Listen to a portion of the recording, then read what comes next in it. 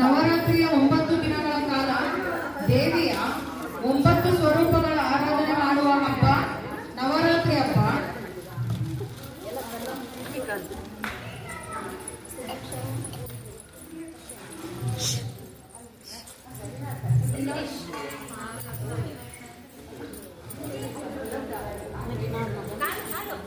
ಕನ್ನಿಕಾ ಪೂಜೆ ಮಾಡುವುದರಿಂದ ಏನೇನು ಲಾಭಗಳು ಅಂತ ಹೇಳ್ತೀವಿ.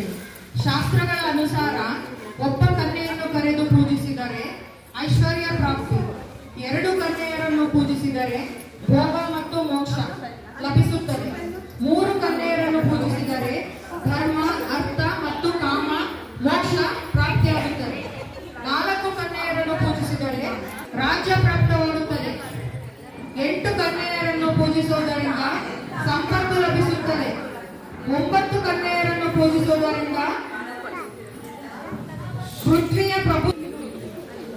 ನವರಾತ್ರಿಯ ಅತಿ ಉತ್ತಮವೆಂದು ಹೇಳಲಾಗಿದೆ. ಕನ್ಯೆಯರ ವಯಸ್ಸು 10 ವರ್ಷಕ್ಕಿಂತ ಹೆಚ್ಚಾಗಿರಬಾರದು. 10 ವರ್ಷದೊಳಗಿನ ಕನ್ಯೆಯರನ್ನು ಮಾತ್ರ ಈ ಪೂಜೆಗೆ ಶ್ರೇಷ್ಠವಾಗಿರುತ್ತಾರೆ.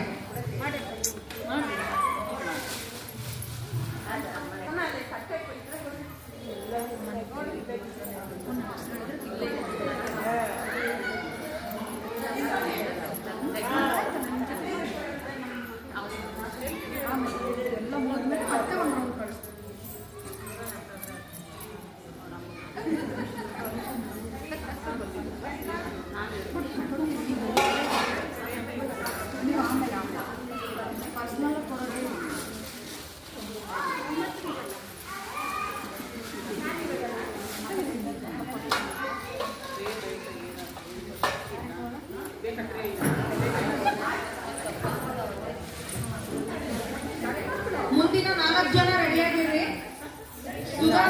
ಆಶೀರ್ವಾದ ಮಾಡಬೇಕು. ಆಮೇಲೆ ಮಮತಾ, ಅರುಣಾ, ಗಿರೀಶ್. ಅದಾಷ್ಟೋತ್ತರಂ ಈಶ್ವರಾಯ ನಮಃ. ಓಂ ಸ್ಕಂದಗ್ರಜಾಯ ನಮಃ. ಓಂ ಅವ್ಯಯಾಯ ನಮಃ. ಓಂ ಪೂರ್ಣಾಯ ನಮಃ. ಓಂ ದ್ವಿಜಪ್ರಿಯಾಯ ನಮಃ. ಓಂ ವಾಣಿಪದಪ್ರದಾಯ ನಮಃ. ಓಂ ಸುರಪ್ರಿಯಾಯ ನಮಃ. ಸರ್ವಾತ್ಮಕಾಯ ನಮಃ. ಸೃಷ್ಟಿಕರ್ತೆ ನಮಃ. ಶಿವಾಯ ನಮಃ. ಶುದ್ಧಾಯ ನಮಃ. ಬುದ್ಧಿಪ್ರಿಯಾಯ ನಮಃ. ಶಾಂತಾಯ ನಮಃ. ಬ್ರಹ್ಮವಿತ್ತಮಾಯಾಯ ನಮಃ.